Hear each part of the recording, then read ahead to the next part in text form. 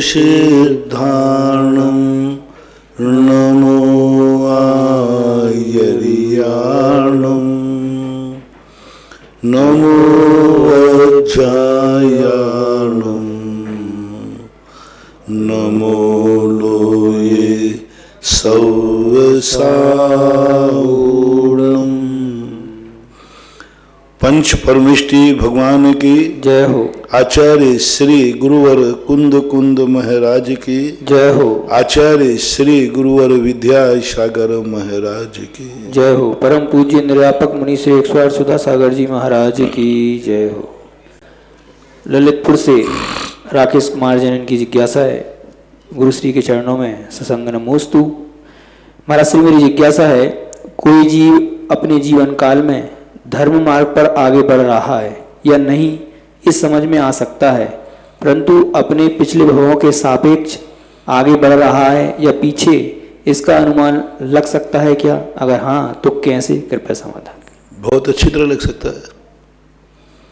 यदि जो व्यक्ति जिस कुल में, जिस आचार विचार में जन्म लिया है, यदि उससे अधिक अपने आचार विचार बढ़ा लेता है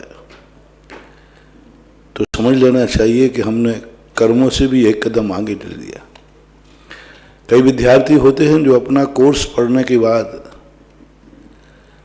अगली क्लास का भी कोर्स पढ़ते हैं, इधर उधर के विषय भी पढ़ लेते हैं, लेकिन मूल विषय में उनके नंबर कम नहीं आते। तो बराबर हम अपने आचार और विचारों के माध्यम से ये निर्णय कर सकते हैं कि कल हमने जो नहीं पाया आज हमने पाया। पूर्व भव में हमने ऐसा भाव किया कि पंचम काल में जन्म लिया और आज हम निरंतर विधेय क्षेत्र के सीमंदर भगवान को स्मरण कर रहे हैं। विधेय क्षेत्र की दिव्य ध्वनि के प्रति अपना विचार हो रहा है, तो ये तो हमारी बढ़ोतरी ही है। यदि ऐसा भाव हमने पूर्व भाव में किया होता तो हम इस पंचम काल में जन्म नहीं लेते, विधेय क्षेत्र में होते। यदि हमारे मन में पूर्व भाव में ऐसा भाव आया होता कि मुझे कब वो साक्षात जिनेन्द्र देव की ध्वनि मिले और जनवाणी का, जन भगवान की वाणी का हमने आचरण किया होता तो आज हम विधेय क्षेत्र में होते। और आज यदि हमारे मन में ऐसा परिणाम आ रहा है कि वो दिन कब आए जब हम साक्षात अकृत्रिम चैत्यालयों की वंदना करें। इन मंदिरों की वंदना करते समय यदि हमने पहले अकृत्रिम चैत्यालय का बड़ी विशुद्धि के साथ लाभ लिया होता और ऐसा परिणाम किया होगा कि अकृत्रिम चैत्यालय मुझे बार बार मिले, तो अपना इस पंचम काल में जन्म नहीं होता है। वो हमारा जन्म वहाँ होता है जहाँ अकृत्रिम चैत्यालय है। आज हम अकृत्रिम चैत्यालय की वंदना का भाव करते हैं। आज हम पूर्व भाव में हमारे भाव ऐसे नहीं रहे। आज हम नंदीश्वर दीप बना करके प्रणाम कर रहे हैं। ये क्या है? आज कोई व्यक्ति नंदीश्वर दीप में जिनालय बना रहा है, नंदीश्वर दीप की वंदना कर रहा है, नंदीश्वर दीप की पूजा कर रहा है, अष्टांग का पर्व कर रहा है, अष्टांग का में नंदीश्वर भक्ति पढ़ रहा है। ये क्या है? हमारे भविष्य का हम अपना विकास कर रहे हैं। जो भूल हमने कभी अष्टांग का पर्व में कभी नंदीश्वर की वंदना का भाव नहीं किया होगा, पूर्व में कभी हमें नंदीश्वर की वंदना के परिणाम नहीं आए होंगे, इसलिए हम पंचम काल में जन्मे।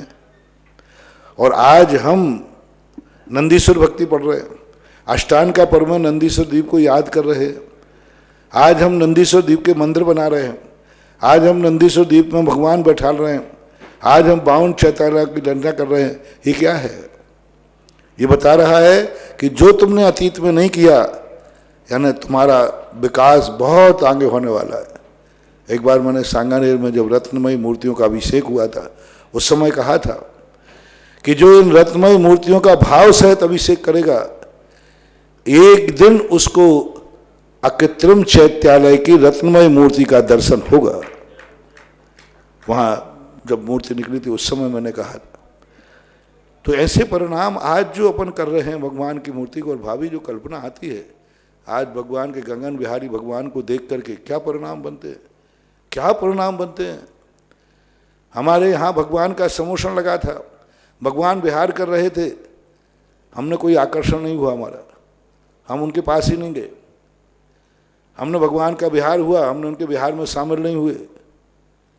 जिस समय हम थे, जो दुनिया में थे भगवान, तब परिणाम ये निकला कि हमें पंचाम काल का मिला। और आज हम उससे आगे कदम बढ़ा रहे हैं कि भगवान नहीं मिले लेकिन 225 कमलों की वंदना करते हैं, परिक्रमा रखते हैं। एक अलग ऐसी आनंद अनुभूति है भगवान, जब तेरी स्थापना इतनी सुंदर है, तेरा साक्षात कितना सुंदर होगा। ये पत्थर के बने हुए 225 कमल ऐसे लग रहे हैं, साक्षात स्वर्णमयी 225 कमल कैसे लगते होंगे। वो स्त्रोत अपने आप में उन इंद्रों को देख करके ऐसा परिणाम आता है।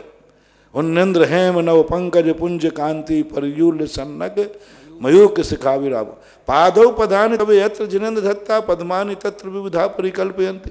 उन देवों को जो 32 देव बैठे रहते उनको देख के, हे भगवान तुम कितने भाग्यशाली थे कि साक्षात। तो आज हमने पिछले भाव में जो कमी रह गई थी, आज हम उनको देख करके, आज उनके कमल को देख करके प्रणाम ऐसे करते हैं कि नियम से हमें आगे जाकर के, नियम है जो भाव जो उमंग अभी हमें गगन विहारी भगवान को देख के बन रही है, ये दावा है, बिल्कुल विश्वास है पक्का, एक दिन हम साक्षात गगन विहार हुए भगवान के विहार में शामिल होंगे, मिलेगा। क्योंकि अपन ने अगले भाव में जो भूल की थी, आज एक भाव कदम ज़्यादा है।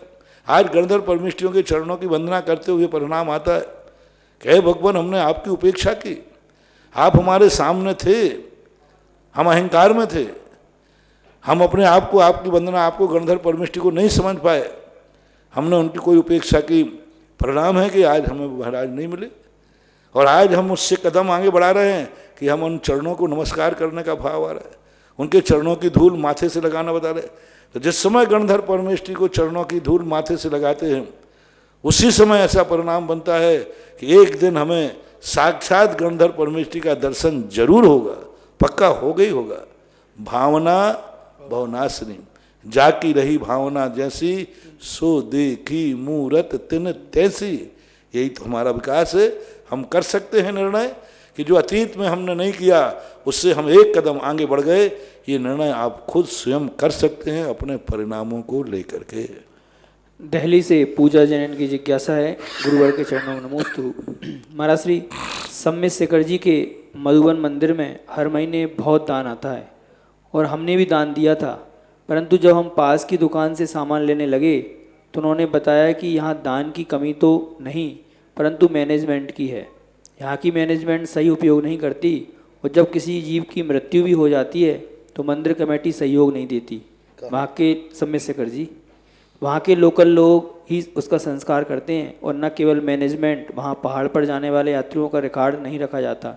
ऐसे में हम श्रावक लोग क्या करें कृपया से। सम्मित शिखर की स्थिति ऐसी है, 7 मामाओं का भांजा भूखा सो गए। हाँ, वहाँ कौन करे, जो कहीं कहीं नहीं। सम्मित शिखर की वहाँ कोई कमेटी है ही नहीं।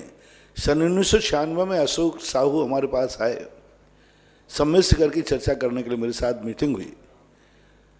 अशोक साहू थे और एन के सेठी साहब थे जयपुर के, दोनों मीटिंग हुई। मैंने उनको कहा, मैंने क्या तुम सम्मित शिखर करते हो? सम्मित शिखर में जितनी कोठियाँ बनी, जितनी संस्थाएं, उनका पैसा कहाँ जाता है? लोग सम्मित शिखर के नाम पर पैसा देते हैं और आज सम्मित शिखर पैसे के लिए कंगाल है। आज सम्मित शिखर की पैसे के लिए पैसा नहीं है। लोग कोठियों का या उनका दर्शन करने जाते हैं या सम्मित शिखर का दर्शन करने, सम्मित शिखर का दान देते सम्मित शिखर ना, वो पैसा कहाँ गया? सारे कोठियों से कहिए कि सम्मित शिखर के नाम से कमा के खा रहे हो। प्रत्येक कोठी को साल भर के अंदर जो दान आए 50% सम्मित शिखर के पहाड़ के लिए देना चाहिए। और हमने कहा आप कौन हो सम्मित शिखर वाले? आप तीर्थ क्षेत्र कमेटी के प्रेसिडेंट हैं, वो अध्यक्ष थे उस समय। आप तीर्थ क्षेत्र कमेटी के अध्यक्ष हैं, सम्मित शिखर के अध्यक्ष नहीं है। आप तीर्थ क्षेत्र एक सम्मित शिखर इकाई, आप तो सारे भारत के अध्यक्ष हैं। तो कहे महाराज मैं क्या करूं?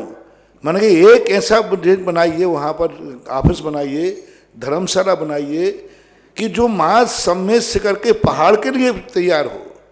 यात्री रुके तो वहाँ जो दान आए वो सम्मित शिखर पहाड़ के लिए जावे और सम्मित शिखर पहाड़ का खर्चा उससे चलना चाहिए। और कहना ना चाहिए कि सम्मित शिखर जैसे सोनागिर के अंदर है, बहुत सारी सोनागिर कम से कम 22-23 संस्थाएं हैं, अब तो ज़्यादा हो गई, अलग अलग मंदिर बनाए, अलग अलग लोगों ने बनाए, लेकिन एक संस्था ऐसे है नीचे ऑफिस है जो पूरे पहाड़ का उसका मालिकिया नाना हक है। पहाड़ की सारी व्यवस्था करता, मैनेजमेंट करता, पहाड़ का गुल्लक उसी संस्था में आता और खर्च भी वो करता। ऐसा सम्मेद शिखर में नहीं है। यही हालत गिरनार की है। गिरनार नाम की कोई कमेटी है ही नहीं।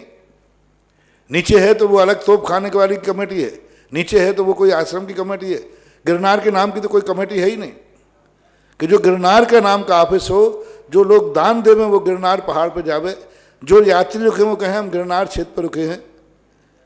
तो ये स्थितियां बन रही। तब अशोक साहब को कोई बात फील हुई तो बड़ा फिर मैंने उनसे कहा इस कार्य को, इस बात को मैंने तो श्रेष्ठ आपको किया है, आप इस बात को लेकर मेरे गुरुदेव के पास जाइए।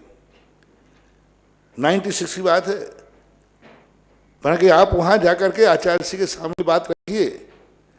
और मैंने आचार्य जी को भी संकेत कर दिया कि महाराज जी राय थे, मैंने ऐसा ऐसा कहा है। पर आचार्य जी ने कहा बहुत अच्छी बात है, होना चाहिए, सम्मेद शिखर है ही कहाँ वहाँ। तब वहाँ पर अशोक साहू ने, आचार्य जी ने नाम दिया शाश्वत तीर्थराज सम्मेद शिखर, ऐसा नाम दिया था। कोई नाम में अंतर हो सकता थोड़ा बहुत। उसकी स्थापना शाश्वत तीर्थराज, ये सम्मेद शिखर पहाड़ के लिए काम करेगा। आज तीर्थ क्षेत्र कमेटी के अंडर में वहाँ ऑफिस है। अब उसकी मैनेजमेंट व्यवस्था क्या है मुझे अभी मालूम नहीं है। उसका पैसा जो तीर्थ क्षेत्र कमेटी के अंदर आता है वहाँ सम्मेद शिखर में वो पहाड़ पे ही लगता है कि नहीं लगता, अब ये सारे वायलोज मुझे मालूम नहीं है। बस इतना ध्यान है कि मैंने परामर्श दिया था और पूज्य गुरुदेव के पास भेजा था। तो अभी हमें सम्मेद शिखर के लिए पैसे की कमी, कोई कमी सवाल ही नहीं उठता। सारी दुनिया सम्मेद शिखर के लिए जाती है, लेकिन सब अपनी अपनी कोठियों में, अपने अपने मठों में, सम्मेद शिखर में हर व्यक्ति ने अपना अपना मठ बना लिया शिखर जी के नाम पर। जो आज प्रातः काल मैंने प्रवचन में कहा था ना, दूसरे के नाम की दुनिया खाना चाहता है, क्योंकि स्वयं के नाम में तो इज्जत है नहीं। हमेशा चाहता है रेपुटेड, नकली माल किस नाम से बिकता है।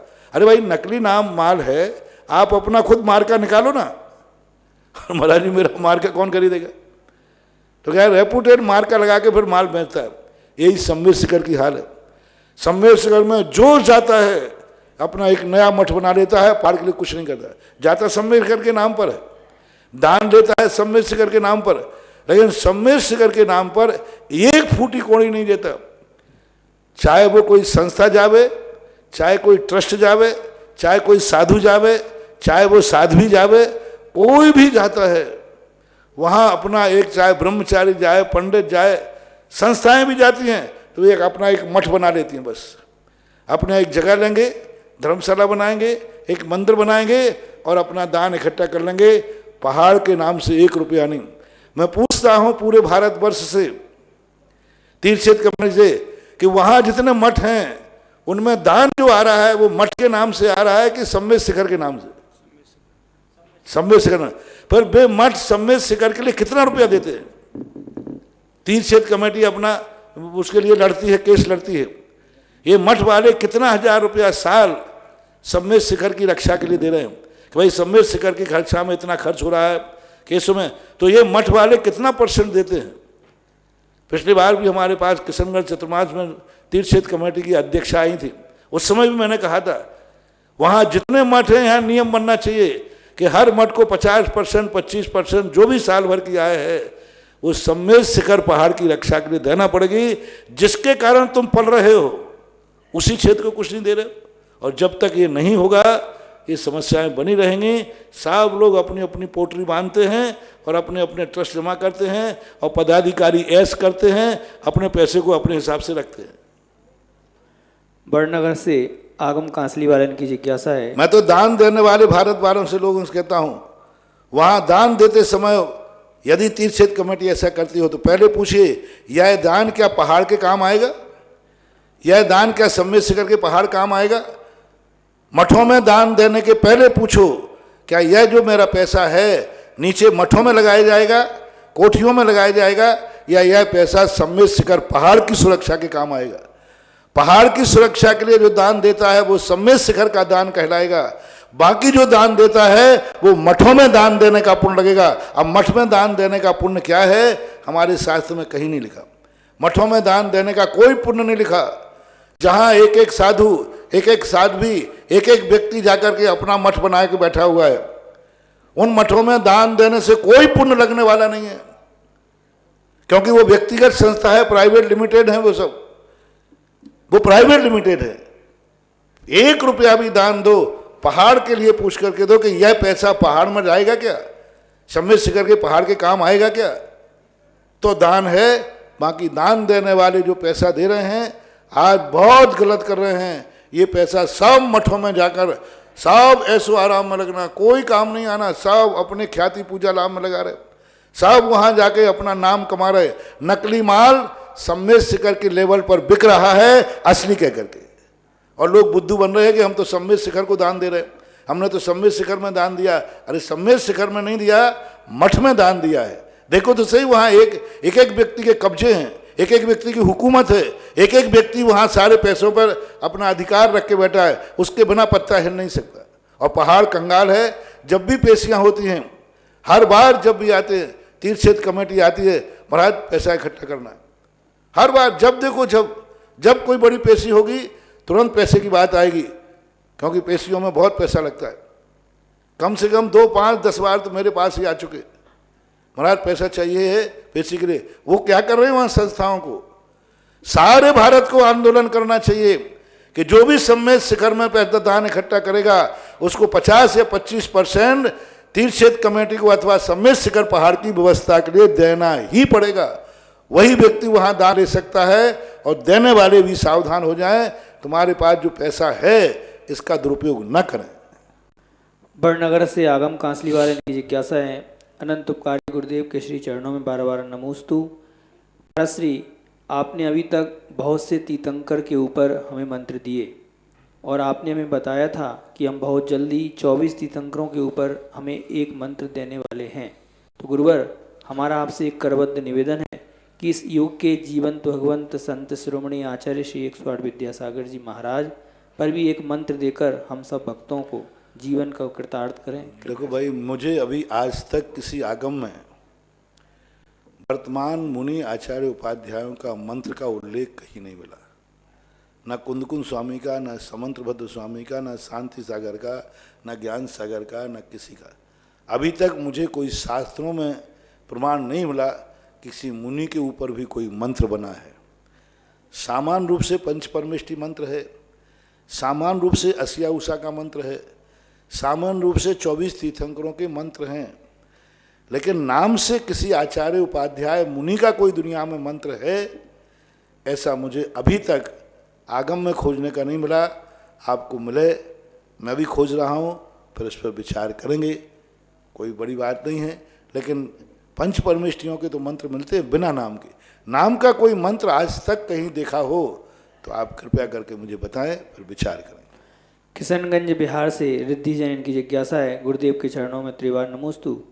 महाराज श्री, पहले ही विश्व हिंसा के क्रियाओं का परिणाम भोग रहा है, उस पर एक लॉकडाउन के समय लोग घर पर बैठे भी हिंसा के गेम जिसमें प्रमुख पतंग उड़ाते हैं, गुरुदेव मांझे से होने वाले पक्षियों की हिंसा कर रहे हैं। इन दिनों पतंग उड़ाने की संख्या बहुत बढ़ गई है, जिस वजह से शाम 3-4 बजे से पक्षी दिखते ही नहीं हैं। गुरुदेव इन लोगों को समझाते हैं, वो कहते हैं कि कहाँ कोई चिड़िया हमें दिख रही है। गुरुदेव इन लोगों को कैसे समझाएं, कृपया। खूब समझाया। अभी मकर संक्रांति के ऊपर हमने इस पर बहुत प्रवचन दिया था, बहुत 15-20 मिनट का, 1 घंटे पूरा प्रवचन ही था। शाम को जिज्ञासा में भी कहा था, उस समय की क्लिप निकाल करके आप मकर संक्रांति के प्रवचन 1-2 दिन पहले का आपको मिल जाएगा, वो देखें। उसमें हमने बहुत बड़ा था, समझाते हैं, कहते हैं, लेकिन कितने लोग सुनते हैं। जो पतंग उड़ाते हैं वो प्रवचन सुनते नहीं हैं, और जो प्रवचन सुन रहे हैं वो पतंग उड़ाते नहीं। अब आप जो सुन रहे हैं उनके निकटवर्ती हैं उड़ाने वाले, उनसे आप लोग कहें कि बहुत बड़ा हिंसा का है। पतंग ना तो सगुन है, ना शुभ है, और ना किसी भी शास्त्रों में, अतीत में किसी के शास्त्रों में पतंगों का कोई ऐसा उल्लेख नहीं मिलता। गंज वासुदा से सिद्धांत जैन की जिज्ञासा है, महाराज श्री के चरणों में त्रिवार नमोस्तु। महाराज श्री, द्रव्य में प्रमेयत्व गुण विद्यमान है, इसलिए यह द्रव्य ज्ञान का विषय बन रहा है, परंतु वर्तमान काल में भूत और भावी पर्यायों का अभाव है, तो द्रव्य की भूत और भावी पर्याय ज्ञान का विषय कैसे बनेगी, कृपया समझाएं। जब द्रव्य ही विषय बन रहा है तो द्रव्य में सब कुछ आ जाता है।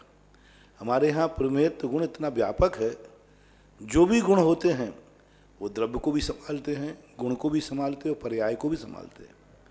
तो द्रव्य में त्रिकाल पर्यायों की योग्यता है, एक जानकार व्यक्ति, एक शिल्पी कह देता है कि इसमें ऐसी मूर्ति निकलेगी, तुरंत बता देता है कि ये पत्थर है, आप इसमें इतने साइज की इतनी मूर्ति निकल आएगी।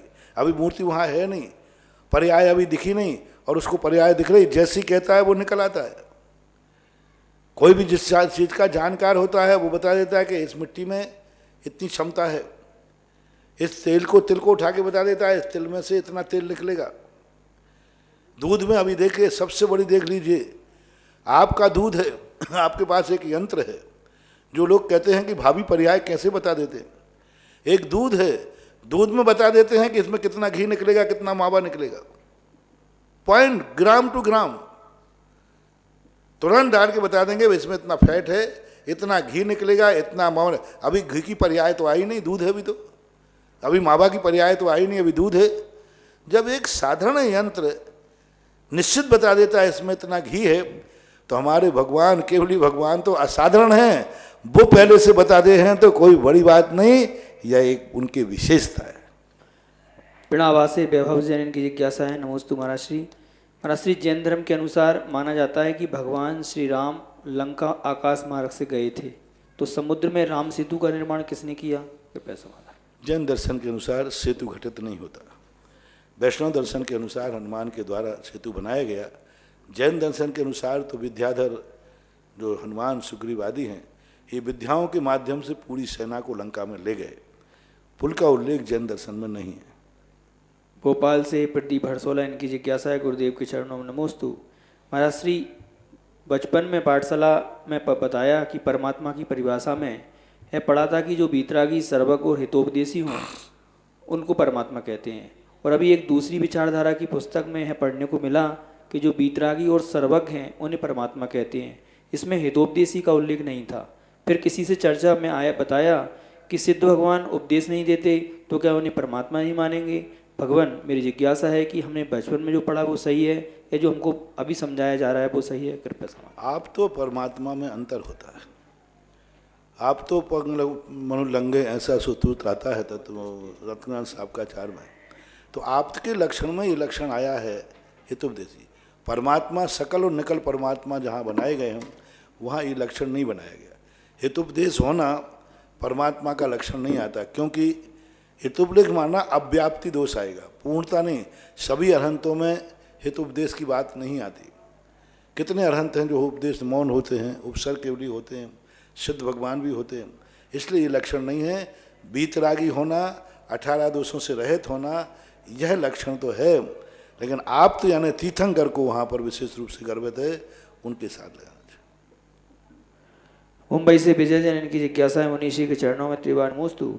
भगवानों की मूर्तियां अनेक रंगों में निर्माण कराई जाती हैं, पर क्या उचित नहीं कि जिस तीर्थंकर भगवान का जो रंग बताया गया हो मूर्ति उसी रंग की हो, अधिक शुभकारी, जैसे मुनीश्वरनाथ भगवान? कुछ शास्त्रों में ऐसा कोई अलग से नहीं लिखा कि मूर्ति उसी रंग की हो जिस रंग में बनाई गई। प्रतिष्ठा पाठों में स्पष्ट लिखा है कि मूर्ति किनकी बन सकती है, रत्नों की, पाषाण की, पीतल की, तांबे की बन सकती है। कलर के संबंध में तो भगवानों का ओरिजिनल कलर तो वो था, लेकिन उसी कलर की ही मूर्ति बनना चाहिए, इस संबंध में आगम में कोई वचन नहीं है, कोई शास्त्र में लिखा।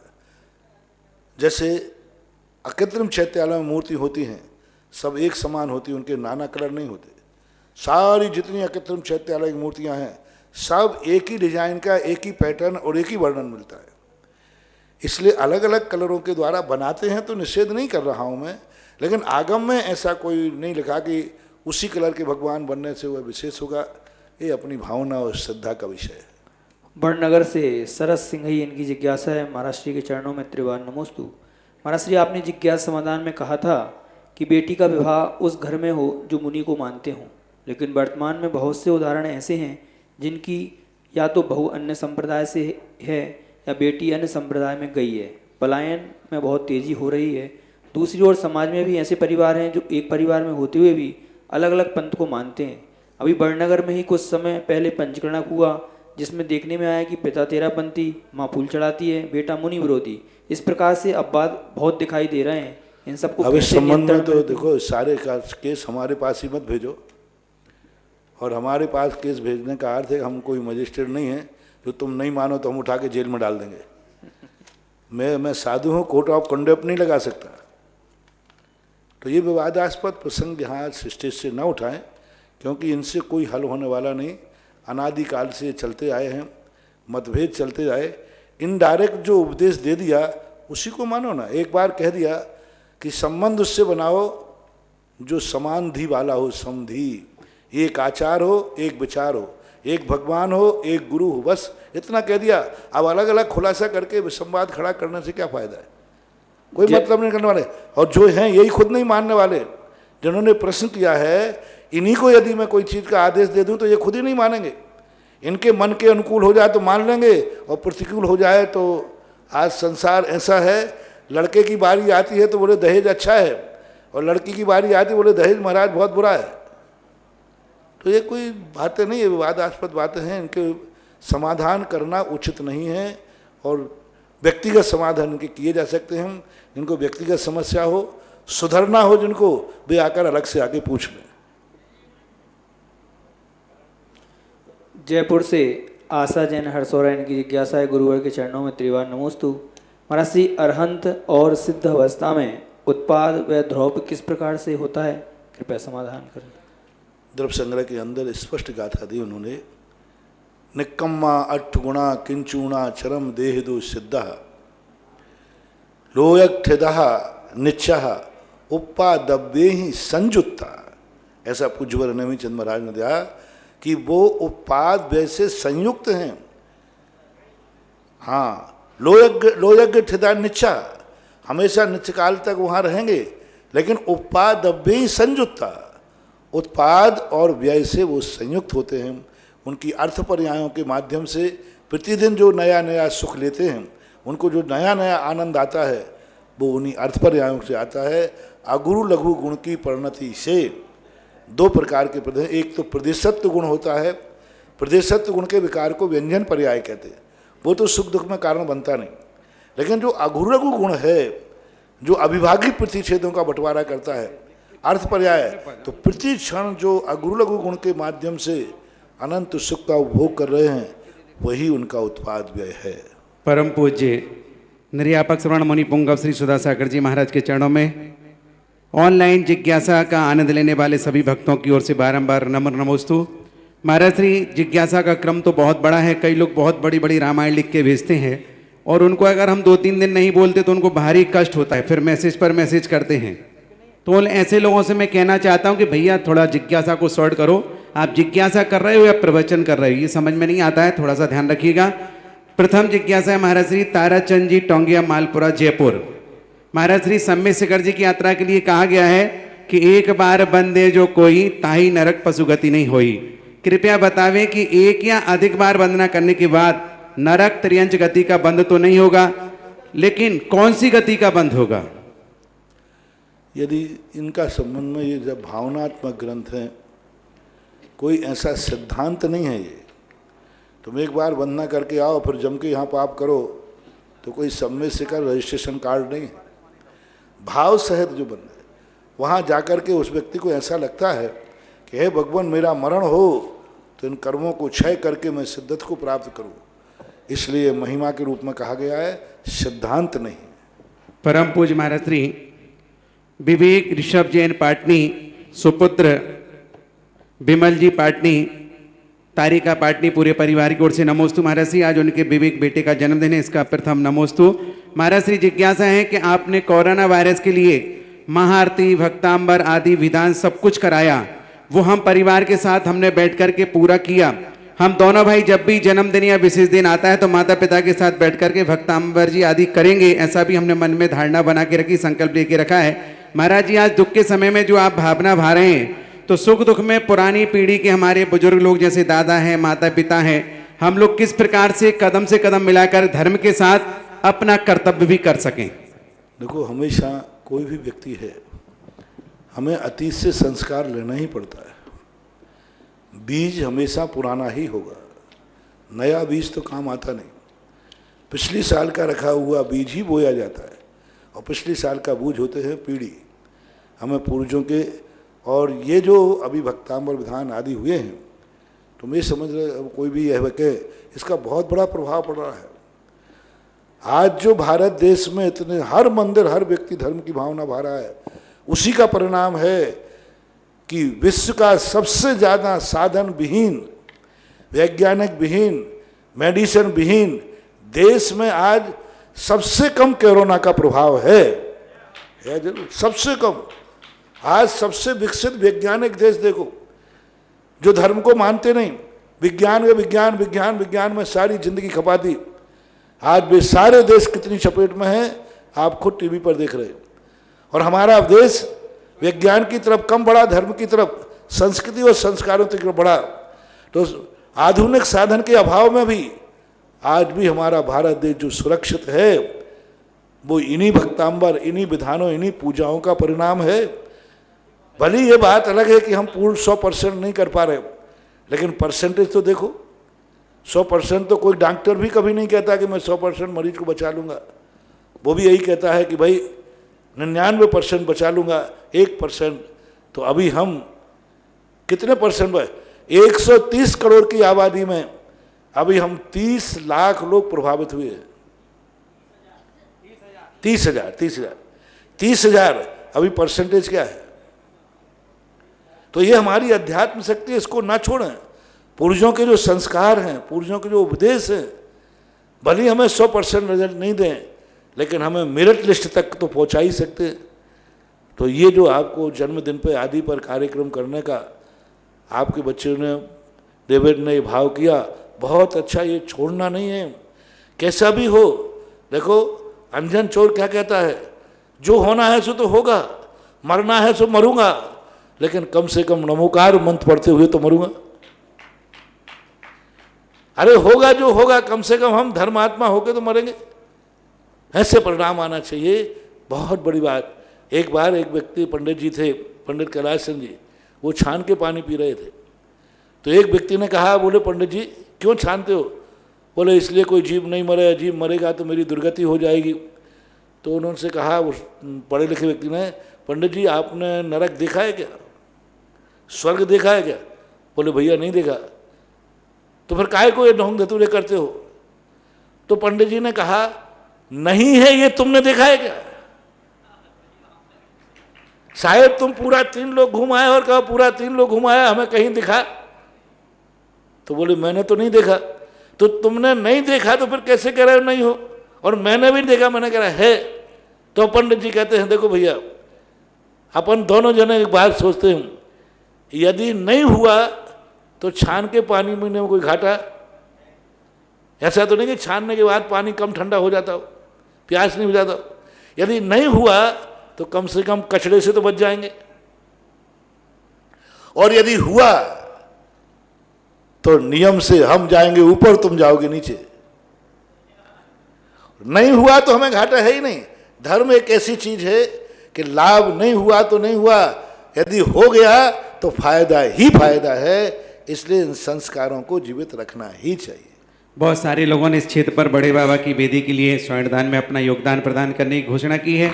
5100 रुपये की राशि रिया और अनीस जैन इंदौर निवासी, 5100 गुप्तदान जबलपुर से प्राप्त हुए हैं। 5100 की राशि विजय कुमार, लता डंडी, टिंकल, लावण्या जैन रायपुर निवासी बेंगलोर प्रवासी, और 15,000 रुपये की राशि राजीव, सुनीता, शिवाजी, राशि ऋतिक, श्री जैन झांसी 25वीं शादी की सालगिरह के उपलक्ष्य में उन्होंने क्षेत्र के लिए प्रदान किया। सुबह शांति धारा भी उन्होंने की और अभी स्वर्णदान भी किया।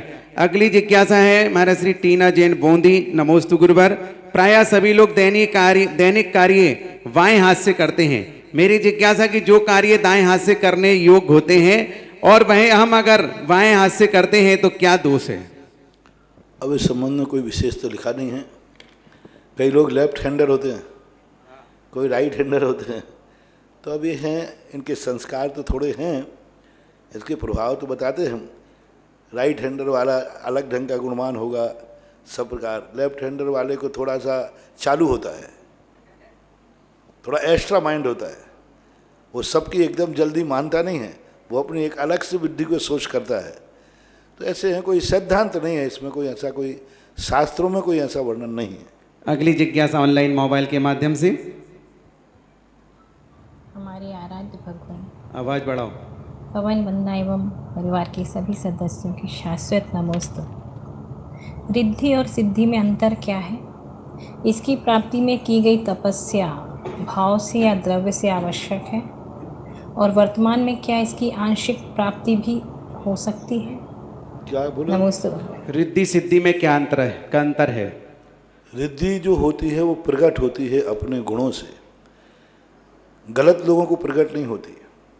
नियम से भावलिंगी संत को ही उनकी तपस्या से स्वतः प्रकट होती, पुरस्कार में मिलती है। सिद्धि जो होती है अच्छे बुरे सब लोग कर सकते हैं, मिथ्या दृष्टि सम्यक दृष्टि सबको हो जाती है, वो सिद्धि की जाती है।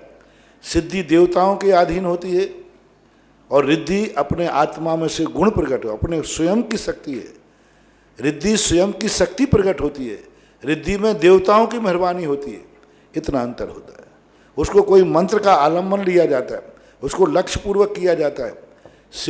रिद्धि के लिए कोई लक्ष्य पूर्वक नहीं, अपनी तपस्या में लीन होते जाओ, रिद्धियाँ प्रकट होती जाती हैं। ऐसा महाराज श्री उनका आगे कहना ये था कि मुनि तपस्या के बल पर बनते हैं, तो वह तपस्या द्रव्य से या भाव से?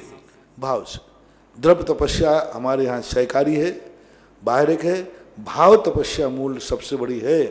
भाव तपस्या नहीं है तो द्रव्य तपस्या रिद्धि को सिद्ध करने वाली नहीं होती। अक्षय जैन लेकिन अकेला द्रव्य रहित भाव नहीं होता, नहीं तो मैंने भाव का कह दिया। तो द्रव्य सहित भाव, द्रव्य रहित भाव रहित द्रव्य तप हो सकता है, लेकिन द्रव्य रहित भाव तप नहीं हो सकता। भाव सहित द्रव्य, बिना भावों के पूजा हो सकती है, द्रव्य पूजा, लेकिन द्रव्य पूजा के बिना भाव पूजा नहीं हो सकती। ये सिद्धांत रखना। भाव के बिना द्रव्यलिंगी मुनि हो सकता है, लेकिन द्रव्यलिंग के बिना कोई भावलिंगी मुनि नहीं हो सकता। अगली जिज्ञासा पुनः। गुरुवर नमोस्तु नमोस्तु नमोस्तु। गांधीधाम से रमेश गजिया बोल रहा हूँ गुरुवर। अब 17 तारीख तक लॉकडाउन चालू हो गया है गुरुवर। अब उसके बाद में 1.5 महीना आपके चतुर्मास के रह जाएंगे गुरुवर। मेरी ये भावना है कि गुरुवर आपने ब्यावर, अजमेर, किशनगढ़, केकड़ी सब जगह चतुर्मास किया है। ये लॉकडाउन के पीरियड के बाद में आप नसराबाद में दादा गुरु की समाधि पर चतुर्मास करें गुरुवर। इस साल वैसे भी संख्या बहुत कम रहने वाली है, क्योंकि 6 महीने तक ये कोरोना का असर रहेगा। इस कोरोना के असर के कारण आप नसराबाद में शांति से अपना चतुर्मास कर सकते हैं और दादा गुरु की समाधि का भी उद्धार हो सके गुरुवर। मेरी ये आपसे प्रार्थना है गुरुवर। नमोस्तु नमोस्तु नमोस्तु। जब लॉकडाउन बना रहे हैं तो ऑनलाइन ही चतुर्मास करा लो, ऑनलाइन ही फिर आचार्य से अनुमति ले लो, और क्या चतुर्मास तो ऑनलाइन होगा। अब इतने लंबे समय के लिए, क्योंकि अब एक कार्य मेरे हाथ में नहीं है, प्रकृति के हाथ में है और दूसरा गुरु के हाथ में। आचार्य से इस पर सोचेंगे, विचार करेंगे। वो हमसे ज़्यादा सोच रहे होंगे, अपन से ज़्यादा विचार कर रहे होंगे। उनको खुद चिंता में विचार रहा होगा कितने सारे साधु संघों का वर्षायोग कैसा किस प्रकार व्यतीत कराना है, वो उन्होंने सोच रहे होंगे। अब उनका सोच जो होगा अपन सबको श्रोधार्य होगा। अगली जिज्ञासा। इसलिए आप लोग अपने आचार्य श्री को ही परामर्श दें। जिस ढंग से आप अपने समाचार भेज सकते हो वो आचार्य श्री तक जाएं, क्योंकि निर्णय वो ही कर पाएंगे। मैं सीमा जैन, दादाबाड़ी, कोटा से। गुरुवर के चरणों में मैं और मेरे पूरे परिवार की तरफ से त्रिकार बार नमोस्तु नमोस्तु नमोस्तु।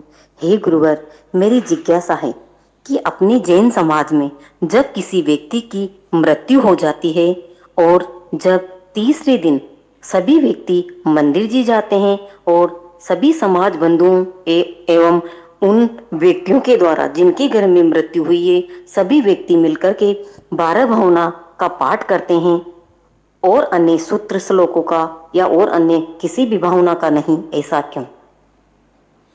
तो इसमें मृत्यु तीसरे की बात करें। हाँ, तीसरे में मंदिर जी जाते हैं ना उस समय। हाँ तो कोई बात नहीं, जाते हैं मंदिर। 12 मंदिर, भावना। लेकिन मंदिर की कोई छूते नहीं है। किताब को, शास्त्र को, पूजन अर्घ नहीं चलाते। मंदिर में भी एक स्थान निश्चित होता है, गर्भालय में नहीं जाते।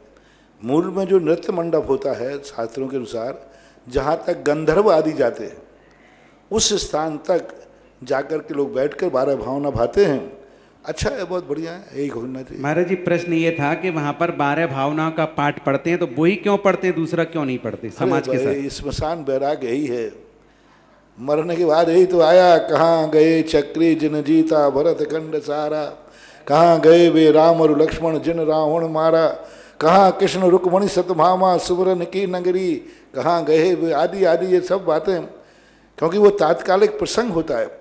क्योंकि लोगों ने देखा इतना बड़ा सेठ, इतना व्यक्ति सब छोड़ के चला गया, तो ये वो कहते ना कि संधि पर चोट, उस समय सब आंखों से देख भी रहे हैं और उसी समय भावना पढ़ करके उनके भावों को सत्यार्थ का ज्ञान कराने के लिए होता है, पढ़ना ही चाहिए। एक और होगी।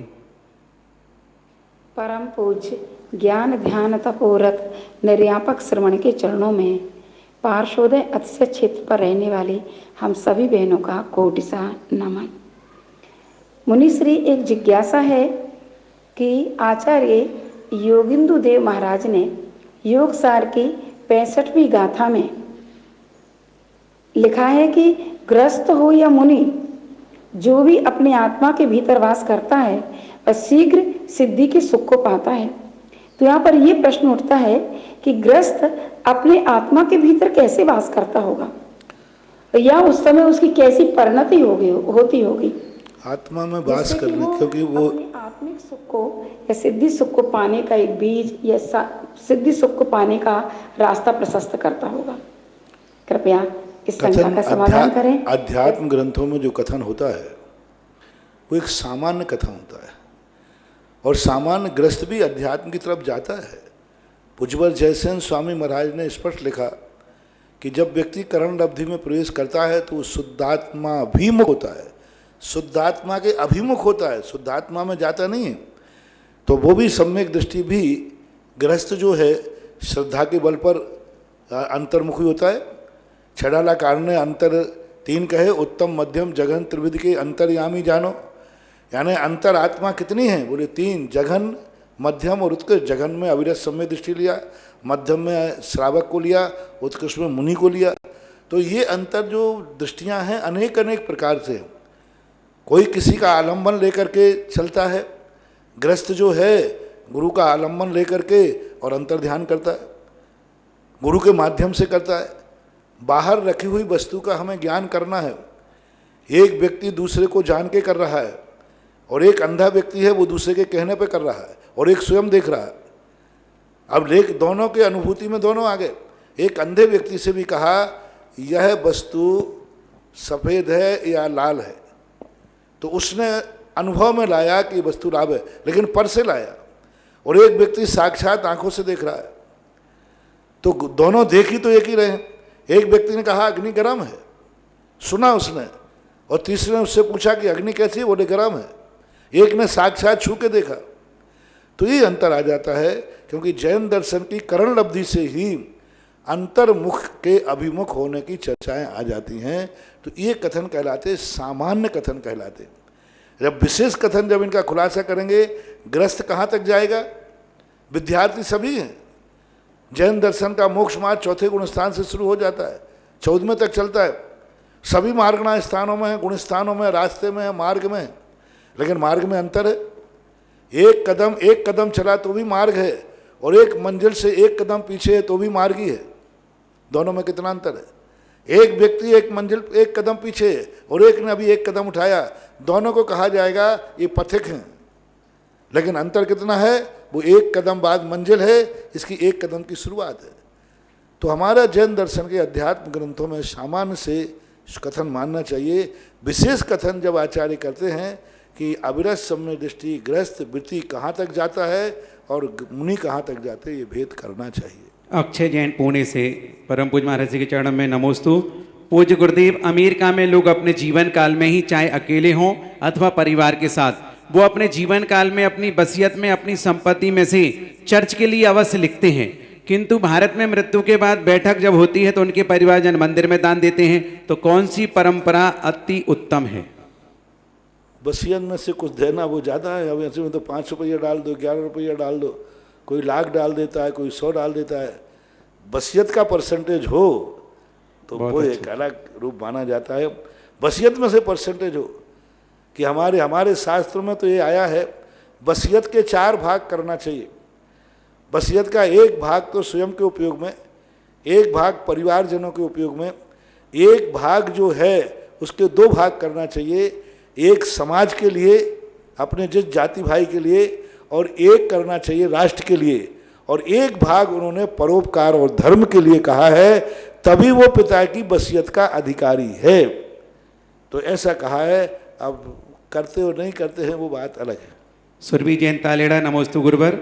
वक्तामर जी के उपवास घर पर अष्टद्रव्य से पूजा करके कर सकते हैं क्या, तथा 48 उपवास की लिमिट 2 साल की भी ली जा सकती है, अगर थोड़े आगे पीछे हो जाए तो उसमें कोई दोष तो कर नहीं है? सकते हैं, घर पे भी अभी वर्तमान में जो व्यवस्थाएं बताई हैं उसके अनुसार आपातकाल में कर सकते हैं। अगली जिज्ञासा है महाराज श्री अक्षय जैन बंडा, नमोस्तु गुरुवर। जीवन पर सपनों का क्या प्रभाव पड़ता है, अगर प्रभाव पड़ता है तो सपनों में ऊंचाई से नीचे की ओर गिरने का क्या अर्थ है, अगर प्रभाव नहीं पड़ता होता तो तीर्थंकर माता को 16 सपने क्यों आते हैं? महाराज श्री ऐसा क्या किया जाए कि ऐसे स्वप्न आना बंद हो जाए? भद्रबाहु स्वामी ने स्वप्नों के ऊपर बड़ा विचार किया। शास्त्रों में प्रथमान युग में पदे पदे स्वप्नों का विचार होता है। स्वप्न गलत नहीं होते, लेकिन स्वप्न 2-3 प्रकार के होते हैं। एक संस्कारित स्वप्न होते हैं, और एक बीमारी जन्य स्वप्न होते हैं, और एक फलदायी स्वप्न होते हैं। संस्कारित स्वप्न होते हैं कि दिन भर की अतृप्त भावनाएं, अतृप्त विचार जो पूरे नहीं कर पाता है वो फिर सोते समय कर लेता है। कितने कार्य जो दिन में आए थे, दिन में विचार पूरे नहीं हुए, वो सोने में कर लेता है। अक्सर कर रात्रि में भोजन किस दिन होता है? जिस दिन दिन भर का उपवास होता है। अनंत चौदस के दिन ज़्यादा लोग रात्रि में खाते हैं स्वप्न में। जो बच्चियां मुकुट सप्तमी करती हैं वो बच्चियां रात्रि में जरूर छोटी छोटी बच्चियां रहती हैं, क्योंकि वो दिन भर में उसी का परिणाम बना रहा नहीं कि खाया या किया नहीं, तो रात में आ जाता है। इनका कोई फल नहीं होता। दूसरा फल होते हैं बीमारी के, वातज, पित्तज, कपज, इन फलों का भी कोई फल नहीं। कुछ फल ऐसे होते हैं जो उनका समय दिया है, नक्षत्र दिया, समय दी, तिथि दी, बेला दी, और शरीर की स्वस्थता। माता को जो 16 स्वप्न आते हैं वे स्वस्थ रूप में आते हैं, शुभ मुहूर्त में आते हैं, और वे प्रभावकारी होते हैं। स्वप्न बहुत ज़्यादा जो महान आत्माओं को स्वप्न आते हैं वे प्रायः प्रभावकारी ही होते हैं, क्योंकि उनके स्वप्न यथवा तथवा तो होते नहीं। इसलिए स्वप्नों का एक बहुत बड़ा सिद्धांत है, और स्वप्नों का बहुत बड़ा विस्तार है। एक एक तिथि का ऊपर है, कितने बजे कितने मिनट, जैसे जन्म की कुंडली बनती है ना, ऐसी स्वप्न की कुंडली बनती है, और स्वप्न की कुंडली के अनुसार उसका फलादेश भी होता है। संदीप मकराना, नमोस्तु गुरुवर। दिगंबर परिजन की फोटो, मतलब जो स्वर्गीय हो जाते हैं, उनके फोटो घर या प्रतिष्ठान में लगाना मांगलिक है? यदि है तो किस दिशा में लगाना चाहिए? संदीप मकराना। पूज्य पुरुषों की जो फोटो हैं कोई लगाने में तो कोई बाधा नहीं है, एक आदर्श के रूप में लगाए जा सकते हैं। दक्षिण पश्चिम की दीवार पर उनका विशेष स्थान होता है, क्योंकि जो बुजुर्ग हैं, बड़े हैं, तो निषेध भी नहीं कर सकता हूँ, विधान भी नहीं कर सकता हूँ, क्योंकि इस संबंध में शास्त्रों में कोई वर्णन नहीं मिला। मात्र हमें राजा महाराजाओं के यहाँ मिला कि जो राजा महाराजा होते थे अपने महलों में एक हाल होता था उनका, जितने उनके पूर्वज होते थे उनके मूर्तियाँ बनाई जाती थी, चित्र बनाए जाते थे। उनको देख करके उनके मन में, जो नया राजा होता था उनके मन में उमंग आती थी। तो इस प्रकार की लोक प्रथाओं में है, इसका हम कोई विशेष क्या कहें। वास्तु के अनुसार इसका यही है कि दक्षिण पश्चिम की दीवार पर लगाने में कोई आपत्ति नहीं। इष्ट गुरु और भगवान, इष्ट गुरु इनके भी वही है, क्योंकि बड़े हैं, जो अपने से बड़े होते हैं उनको वही स्थान उचित होता है। दक्षिण पश्चिम दीवार पर, मतलब उत्तर पूर्व फेसिंग। फेसिंग। चलिएगा, अगला प्रश्न है सौरभ जैन, दादाबाड़ी, कोटा, नमोस्तु गुरुवर। जन्म के 10 दिन बाद राजस्थान में एक परंपरा, ध्यान रखना चाहिए, शयन कक्ष में कभी भी अपने से बड़ों का चित्र नहीं लगाना। शयन कक्ष में, भोजन रसोई कक्ष में, वहाँ पर ऐसे चित्र नहीं होना चाहिए, क्योंकि वो स्थान बड़ों के सामने, वहाँ स्थान पे आप शयन नहीं कर सकते। बड़ों का स्थान जागने के लिए होता है, सोने के लिए नहीं। महाराज श्री सौरभ जैन दादा बड़ी कोटा नमोस्तु गुरुवर। राजस्थान की परंपरा है कि जन्म के 10 दिन बाद राजस्थान में सूरज पूजने की परंपरा है तथा बुंदेलखंड में दष्टोन की परंपरा है। महाराज श्री जैन धर्म के अनुसार हमें क्या करना चाहिए? क्या सूरज मतलब जन्म के पश्चात 10वें दिन बुंदेलखंड में दष्टोन होता है, दष्टोन का भजन बलऊ आदि, और यहाँ पर 10 दिन बाद राजस्थान में सूरज पूजने की परंपरा है, सूर्य को। ये दोनों हमारे आगम में कुछ भी नहीं है। 10 दिन के बाद हमारे यहाँ तो 10 दिन के बाद जो पूज्यवर जिनसेन स्वामी ने महापुराण में 12वें दिन एक नामकरण की क्रिया को बात कही और सूतक का संबंध में बात 10 दिन आता है। ये पूजना पाजना ये सब कोई वर्णन इसमें नहीं है। पुष्पा जैन कोटा नमोस्तु गुरुवर।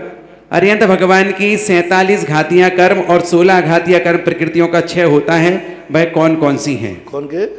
अरिहंत भगवान की 47 घातियां कर्म और 16 घातियां कर्म प्रकृतियों का क्षय होता है। 16 ये 63 प्रकृतियाँ कहलाती हैं।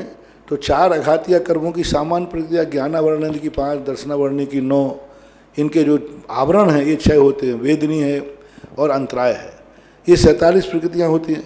नामकर्म की 13 प्रकृतियाँ उनमें आती हैं और उसमें 3 आयु जुड़ जाती हैं। नामकर्म की 13 प्रकृतियों के 93 है, उनमें पूरे के नाम एक साथ क्रम से नहीं बता पाऊंगा, लेकिन 13 प्रकृतियाँ नाम कर्म की हैं। उनमें जैसे कुछ ऐसे उद्योत है, कुछ ऐसी गतियाँ हैं, उनका वो नाश कर देते हैं और 3 आयु और मिला देते हैं।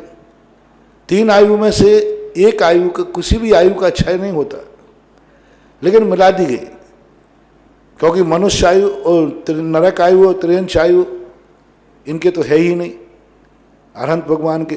देवायु का भी उनके यहाँ है नहीं, तो ये 3 आयु नहीं है, इसलिए उसमें देवायु मनुष्य आयु का क्षय हुआ नहीं। देवायु बंधी ही नहीं तो क्षय क्या करेंगे? लेकिन कर्मन की 63 प्रकृति नाश ऐसा कह देते हैं। तो ऐसा 13 नाम कर्म की हैं, 3 आयु हैं और 47 घातिया कर्मों की। श्रीमती मंगला देवी विजय कुमार जी जैन पारोला महाराष्ट्र। गुरुवर के चरणों में पूरे परिवार का नमोस्तु। महाराज श्री सती अंजना का कौन से पाप कर्म की वजह से विवाह के पश्चात 22 साल तक पति के गृह में गुजरी और माँ बाप सास ससुर ने भी साथ नहीं दिया? पद्म पुराण के अनुसार आप देख लें, पद्म पुराण में इस पर लिखा, पूर्व भाव में उन्होंने सौतिया डाय के कारण से उसको जिनेन्द्र भगवान के दर्शन से वंचित कर दिया था और मूर्ति का अनादर किया था। 22 मिनट तक के परिणाम रहा, उसके परिणाम स्वरूप ये घटना है। अगली जिज्ञासा है महाराज श्री ऊषा जैन अशोक विहार दिल्ली नमोस्तु गुरुवर। उनकी जिज्ञासा के आदि पुराण की 20 पर्व की गाथा 250 में कहा है कि अधा प्रवृत्तिकरण के प्रथम क्षण में जो परिणाम होते हैं वे ही परिणाम दूसरे क्षण में होते हैं तथा दूसरे क्षण में पूर्व परिणामों से भिन्न दूसरे परिणाम होते हैं। इसका क्या अभिप्राय है? अधा प्रवृत्तिकरण का क्या अभिप्राय है? अधा प्रवृत्तिकरण ये एक जैन सिद्धांत का वर्ड है। जब व्यक्ति अधा प्रवृत्तिकरण करता है तो कभी कभी क्या करता है, मान लीजिए उसने 10 नंबर का परिणाम लिया, 10 नंबर की विशुद्धि थी, दूसरे समय पर भी वह उसी परिणाम में स्थिर हो गया, ज़्यादा वृद्धि नहीं की। 10 की वृद्धि तो करेगा, प्रति समय उसकी जो वृद्धि विशुद्धि बढ़ रही, विशुद्धि तो प्रति समय बढ़ेगा, लेकिन आज उसने 10 नंबर बढ़ाए थे। मान लीजिए पहले नंबर के व्यक्ति के परिणाम 5 थे तो उसने 10 बढ़ा दिए तो 10 हो गए। दूसरे समय पर उसकी विशुद्धि बढ़ना चाहिए थी, 20 होना चाहिए था, लेकिन 20 न बढ़ा करके दूसरे दिन भी उसने 10 ही पैसा कमाया, 10 ही रुपया कमाया। पहले दिन 10 कमाया, दूसरे दिन भी 10 कमाया, तो उन्होंने कहा कि इसने कोई ज़्यादा प्रोग्रेस नहीं किया। विशुद्धि तो बढ़ी हुई है और दूसरे जीवों की अपेक्षा भी अधा प्रवृत्तिकरण बनाते हैं। एक व्यक्ति पहले चला, उसने मुश्किल से 20 रुपया कमाए, 20 का परिणाम किया। एक व्यक्ति बाद में चला, पहले समय में उसने 30 रुपया कमा लिए। उन्हें उसको 2 मिनट पहले गया था तब भी वो 20 रुपया ही कमा पाया, 20 नंबर तक पा पाया। और जो बाद में चला था पहले समय में उसने 30 रुपया कमा लिए, 30 नंबर प्राप्त कर लिए। तो पीछे समय वाले परिणामों की बराबरी होना, आधा यानी पीछे होना। अब वो 2 समय पहले ज़्यादा, उसको आगे बढ़ना चाहिए था, लेकिन वो 20 नंबर तक पहुंच पाया। और पहले नंबर का व्यक्ति जो 1 नंबर में आया उसको 30 नंबर पर पहुंच गया। आधा प्रवृत्तिकरण यानी पीछे वाले से भी पीछे हो गया, पीछे वाले के भी बराबर हो गया। ये एक सैद्धांतिक शब्द की व्याख्या होती है अधा प्रवृत्तिकरण। महाराज श्री पिछले जिज्ञासा समाधान से संदर्भित है अमित जैन मंगावली 2 प्रतिमाधारी। गुरुवर के चरणों में नमोस्तु। उनकी जिज्ञासा है कि धर्म क्या है, धर्म की परिभाषा क्या है, क्या पूजा पाठ, मंदिर जाना, स्वाध्याय करना, व्रत आदि लेना धर्म है? आपने व्रतियों की इतनी प्रशंसा की, परंतु आज के समय में अगर किसी घर में कोई व्रत आदि ले ले तो परिवार के लोगों को, विशेषकर महिलाओं को समस्या हो जाती है कि अब इन्हें अलग से शुद्धि का भोजन आदि बनाएं और एक समस्या उत्पन्न हो जाती है। और धर्म करने की उम्र क्या है, क्योंकि आज के समय में हम ये नहीं पता कि हमारी उम्र क्या है, कब क्या हो, कुछ कहा नहीं जा सकता। तो किस उम्र में व्रत आदि लेना चाहिए, विशेषकर ऐसे गृहस्थ जो शादीशुदा है? धर्म जो है अनेक प्रकार का, पूजा पाठ भी धर्म है, क्योंकि धर्म, व्यवहार धर्म के अनेक रूप होते हैं। एक स्टेशन तक जाना और एक स्टेशन से जाना, दोनों मार्ग हैं। एक व्यक्ति स्टेशन तक जाता है, स्टेशन तक के आने के रास्ते अनेक प्रकार के, चारों तरफ स्टेशन नगर के बीच में है, कोई पूरब से आ रहा है, कोई पश्चिम से आ रहा है, ना जाने कितने कितने स्थानों से आते हैं स्टेशन तक, और एक स्टेशन के बाद का रास्ता है। तो दो धर्म है। गृहस्थों का धर्म है स्टेशन तक आना और मुनि का धर्म है स्टेशन से आगे जाना। इसलिए मुनि का धर्म एक ही है, सम्यक दर्शनम ज्ञान चारित्राणि मोक्ष मार्ग। मुनि के 28 मूल एक ही हैं, मुनिचर्या में कोई परिवर्तन नहीं, क्योंकि वो स्टेशन के बाद की रास्ता है। और गृहस्थों का जो स्थान है, अपने अपने घरों से स्टेशन को आते हैं। कोई 1 किलोमीटर आता है, कोई 2 किलोमीटर आता है, कोई स्टेशन के पास में ही रहता है, कोई दूसरे गांव से भी आता है। तो गृहस्थ के नाना प्रकार के धर्म है, उसमें पूजा पाठ भी धर्म है। रही बात व्रत लेने की, हमारे 8 वर्ष अंतर्मुहूर्त के बाद व्रत लिए जा सकते हैं, गृहस्थ अपनी सुविधाओं के अनुसार ले सकते हैं। और जो अब व्रतियों की सेवा करने में भी मन नहीं बनाते हैं, व्रतियों की सेवा करने में काम चोरी करते हैं, व्रतियों की सेवा करना जिनको भार लगता है, उनका दुर्भाग्य है। और उनके तो अब क्या कहें, उनके दिन बुरे आने लग जाते हैं। जिनके बुरे दिन आ जाते हैं उन्हीं को वृत्ति भार लगने लग जाते हैं। वृत्ति यदि भार लगने लगा, समझ लेना तुम्हारी दशा बुरी होने वाली है, बुरे दिन आने वाले हैं। तभी तो उसको इस प्रकार की परिणति, नहीं तो वृत्ति को तो पाकर के हर व्यक्ति अपने को सौभाग्य मानना चाहिए। सुश्री साक्षी सोनी, जयपुर। गुरुदेव के चरण में नमोस्तु। गुरुदेव, उनका प्रश्न है कि छोटी सोच और पाँव में मोच व्यक्ति को आगे नहीं बढ़ने देती, जबकि पाँव में आई हुई मोच को तो हम फिजियोथेरेपी से के पास जाकर ठीक करवा सकते हैं, उसके दर्द को पेन क्लीनर आदि लगा करके भी दूर कर सकते हैं। किंतु गुरुदेव, यदि किसी व्यक्ति की छोटी सोच हो तो उसका क्या ट्रीटमेंट है, उसको कैसे ठीक करें? उसको भी ठोकर लगने के बाद, छोटी सोच वाले जब किसी उससे भी छोटी चोट के चक्कर में पड़ जाते हैं तो उनको अकल आ जाती है। कई लोगों के लिए तो अकल ही होती है, ठोकर ही उनकी अकल होती है। सुशीला जी, पाटनी, आर के परिवार, नमोस्तु गुरुवर। पूरे परिवार का 14 गुणस्थान और 14 मार्गणाएं क्या हैं, कृपया समाधान करें। ये जीवों के स्थान कहलाते हैं। यानी जीवों का जब परिणामों की दृष्टि देखते हैं तो ये परिणामों के बढ़ते क्रम 14 होते हैं। और मार्गणा स्थान जो होते हैं जीवों के ठहरने के स्थान है, परिणामों के नहीं, ठहरने के। जैसे नरक गति, देव गति, पर्याप्तक, अपर्याप्तक, 1 इंद्रिय 2 इंद्रिय आदि, ये जो कहलाते हैं मार्गणा स्थान। जहाँ जीव रहता है उसको मार्गणा स्थान कहते हैं। जहाँ जीव खोजा जाता है, जीव का पते का नाम मार्गणा स्थान है।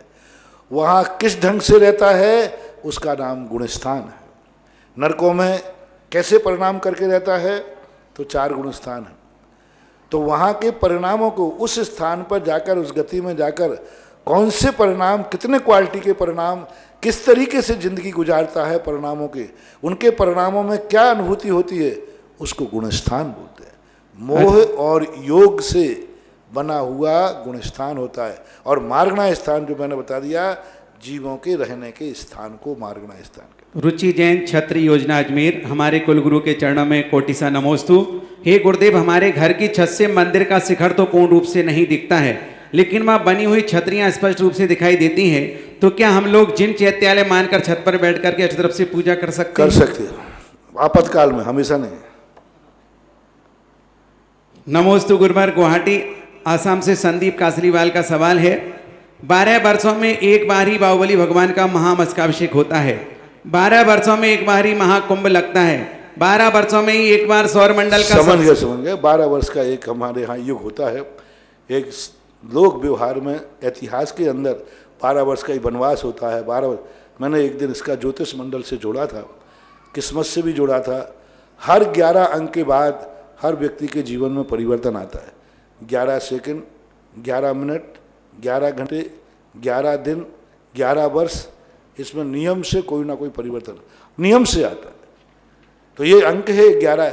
11 के बाद कोई परिवर्तन आता है, तो वो 11 बार 11 के बाद जो 12वां अंक होता है वो एक प्रकार का माना हुआ ज्योतिष शास्त्र का अंक है। पूज्य गुरुवर के चरण में नमोस्तु। जिज्ञासु का नाम मेरे पास नहीं है, जिसकी भी वो बड़े ध्यान से सुने। गुरुवर, सुख जो इंद्रियों को सुहावना लगे, दुख जो इंद्रियों को बुरा लगे, और इससे परे जो तीसरी चीज है जो आप जैसे पवित्र और महान आत्माओं को प्राप्त होती है, वो है आनंद, जिसको कहते हैं परमानंद भी कहते हैं। तो ये आनंद क्या है? इंद्रियों को कोई अच्छा बुरा नहीं लगता, इंद्रियां जड़ होती हैं। हमारा ज्ञान जब पर के संपर्क में आता है, इंद्रियां तो साधन है। इंद्रियां अच्छा बुरा नहीं सोचती, सोचता हमारा मन है, सोचता हमारी अपरा बुद्धि है। तो हमारा ज्ञान जब परान्मुखी होता है तो उसे सुख नहीं सुखाभास माना जाता है। और इंद्रियों का गुलाम न होकर के हमारा मन ज्ञान का साथ देता है तो परमानंद कहलाता है। पर के अनुसार चलने वाला व्यक्ति सुख नहीं दुख पाता है, और स्वयं के अनुसार अपने इंद्रियों और मन को चलाता है तो सुख माना जाता है, परमानंद। प्रदीप लोहड़िया, इंदौर समाज से महाराज श्री। मेरे वर्तमान के गणधर परमेष्ठी गुरु सुधासागर जी महाराज के पावन चरणों में नमोस्तु। भगवान, मेरी जिज्ञासा है कि प्रतिमाभिषेक के समय पांडुक शिला पर कितने जिन्बे में विराजमान करना चाहिए, साथ ही अभिषेक के समय अर्घ्य चढ़ाने का क्या महत्व है? कुछ धर्म प्रेमी इस विषय पर भ्रमित हैं, कृपया समाधान करें। भगवान को पांडुक शिला पर एक ही भगवान बैठना चाहिए। आपको अनेक भगवान बैठना है तो अनेक पांडुक शिला लगा लीजिए, क्योंकि एक पांडुक शिला पर अनेक भगवान बैठाने से उनके गंधोदक का बहुत बड़ा दोष आता है। गंधोदक अपने लिए पवित्र है, अपने लिए मांगलिक है। आज तक क्या हम पानी से भगवान का अभिषेक किया, क्या उसी गंधोदक से हम भगवान का पुनः अभिषेक कर सकते हैं? गंधोदक से नहीं। क्यों नहीं कर सकते? वो भगवान के लिए उतना पावर नहीं है, अपने लिए है। एक भगवान को दूसरे भगवान पर छींटे जाना ऐसे ही दोष बनता है जैसे आप लोग नहा रहे हो, दूसरा बाजू में नहाकर उसके छींटे आपके ऊपर आवे। तो एक उदाहरण है, ये एक उदाहरण दे रहा हूँ। इसी प्रकार भगवान का एक पांडुक शिला पर एक ही भगवान बैठना चाहिए कायदा से। दूसरे का किया हुआ अभिषेक गंधोदक दूसरे को स्पर्श नहीं होना चाहिए। दूसरी बात, अर्घ्य इसलिए चढ़ाया जाता है भगवान का उपकारी भाव। हे भगवान, आपने हमें, हम लोगों के लिए, हम संसारी पापियों के लिए आपने सिंहासन से उठकर पांडुक शिला पर आए, हम आपका आभारी हैं। आज्ञा के लिए 2 अर्घ्य चढ़ते हैं, एक अभिषेक के पहले और एक अभिषेक के बाद। पहले का अभिषेक है उनकी आज्ञा, अनुमति कि हे भगवान आप मेरे लिए अभिषेक के लिए बैठे, और तीसरा अंत का अभिषेक है आभार प्रदर्शन। हे भगवान, हम धन्य हैं कि आपने मुझे गंधोदक प्रदान किया। ये 2 अभिषेकों का अर्घ्य ऐसा चढ़ना ही चाहिए। कल जैसा कि आप सुन रहे थे कि दादी माँ घीसी बाई जी पटवारी की श्रद्धा सुमन समर्पित करने के लिए बहुत सारे लोगों के श्रद्धांजलि शोक पत्र यहाँ पर आए थे, और उसी क्रम में कोटा जैन समाज से हमारे राजेंद्र कुमार जी, हुकमचंद जी, प्रकाश चंद जी हरसोरा, मनोज आदिनाथ आदि बहुत सारे लोगों के भी समाचार यहाँ तक पहुँचे। कल वो हम नहीं बोल पाए, तो उन लोगों ने भी ऐसे परिवार के दुख के समय में अपनी श्रद्धा सुमन समर्पित करने का भाव व्यक्त किया है। अगली जिज्ञासा है नमोस्तु गुरुवर। आजकल मंदिर जी में टाइल आदि जमीन पर लग रहे हैं जिनमें श्री जिनेंद्र देव का प्रतिबिंब दिखता है, और श्रावकगण वहीं खड़े होकर के आरती पूजा भक्ति करते हैं, तो क्या यह उचित है? वहाँ ठीक नहीं है, वहाँ पर पेंट पोत देना चाहिए या चटाई आदि बिछा देना चाहिए। अगली जिज्ञासा है महाराज जी शैलेश जैन, जबलपुर मध्य प्रदेश से। गुरुवर के चरणों में हमारे परिवार का त्रिवार नमोस्तु। हमारी जिज्ञासा है कि सभी जैन मंदिरों में रोज शांति धारा बोलियों के माध्यम से रोज पैसा आता है। सभी जैन समाज की कमेटी लोगों से ऐसी संकट की घड़ी में भी लोगों से मदद की नाम पर चंदा की अपील कर रही है। ट्रस्ट पहले अपने पुराने फंड से ऐसी संकट की घड़ी में भी मदद नहीं कर रही।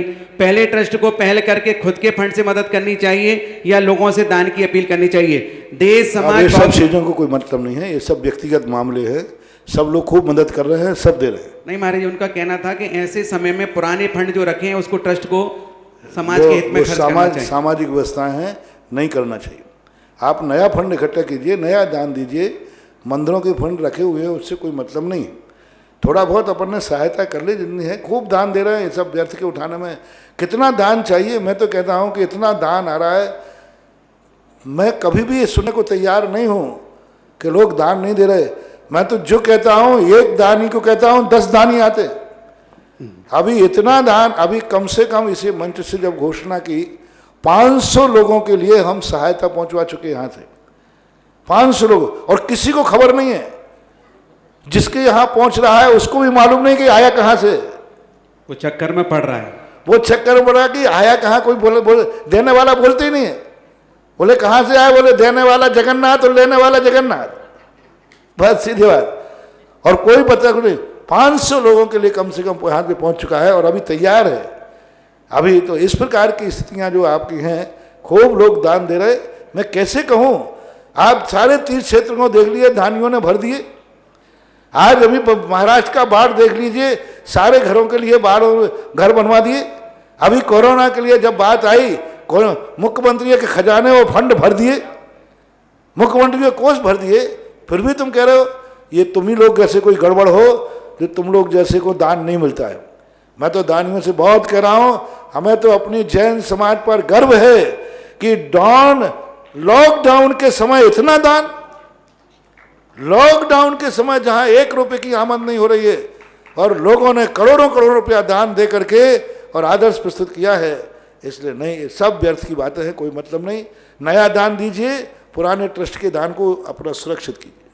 ताराचंद जी टोंगिया मालपुरा जयपुर। महाराज श्री, कोई भी श्रेष्ठी यदि जिन मंदिर की नींव या जैन धर्मशाला की नींव रखकर मंदिर जी में वेदी बनवाकर प्रतिमा विराजमान करवाकर एवं नित्य अभिषेक पूजन शास्त्र स्वाध्याय इत्यादि करता है, तो क्या उस व्यक्ति को 3 से 5 भाव में मोक्ष की प्राप्ति हो जाती है? समाधान नियम नहीं, आगम वचन नहीं।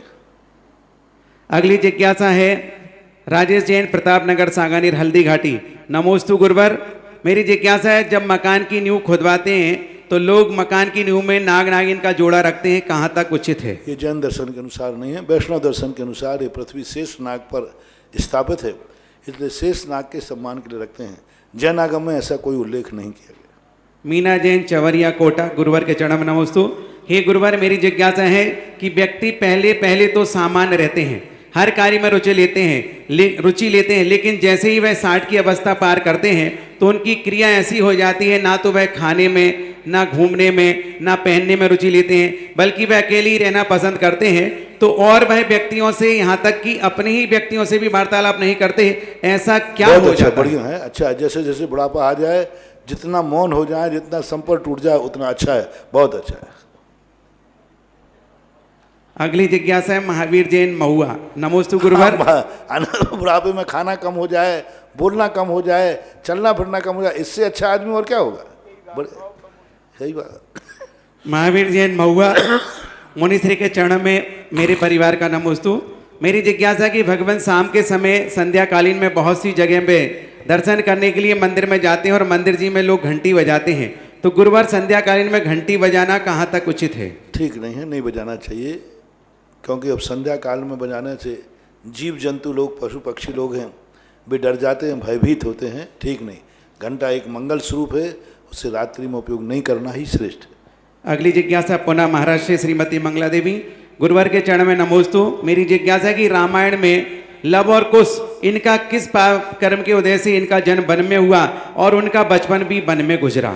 अब ऐसा कोई कथा में उल्लेख नहीं किया। सीता के संबंध में तो आता है जैन आगम में कि पूर्व भाव में एक घटना के कारण से उनको ऐसा हुआ, लेकिन लव कुश का कौन सा है, इसका चित्रण हमने कहीं देखा नहीं। अगली जिज्ञासा है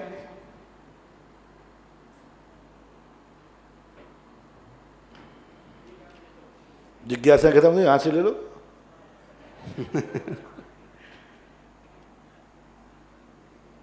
बिक्की मुन्ना पुजारी, बड़ा मंदिर, कटनी, मध्य प्रदेश। नमोस्तु भगवान, मेरी जिज्ञासा है क्या हम लोग रात्रि के समय कल्याण मंत्र स्तोत्र आदि पढ़ के धूप खे सकते हैं? कोई बात नहीं, धूप नहीं खेना, पढ़ सकते। निर्मल मिर्ची, अशोकनगर। नमोस्तु मुनिश्री, अणु का आदि मध्य और अंत होता है क्या? अणु का आदि मध्य और अंत नहीं, अणु आदि मध्य से रहित होता है। जैसे एक बिंदी होती है, बिंदी का आदि मध्य और रहित नहीं होता। सरिता जैन, ईशागढ़। अवैधान में सूकर किस कारण से प्रसिद्ध हुआ? अवैधान में महाराज के ऊपर शेर ने आक्रमण किया था, तो वह शेर से भिड़ गया और स्वयं भी मरा और शेर को भी मार दिया, मुनिराज को बचा लिया, यही उनके आवास स्थान है। प्रमोद जैन सेठिया बिजौलिया, मन की प्रक्रिया किस तरह घटित होती है जो मिट्टी को सोना बना दे? मन की क्रिया जब मन शुद्ध होता है, धम्मच्छ भाव, धर्म भाव से यदि व्यक्ति परिणत होता है और निमित्त मिल जाता है तो हो जाता है।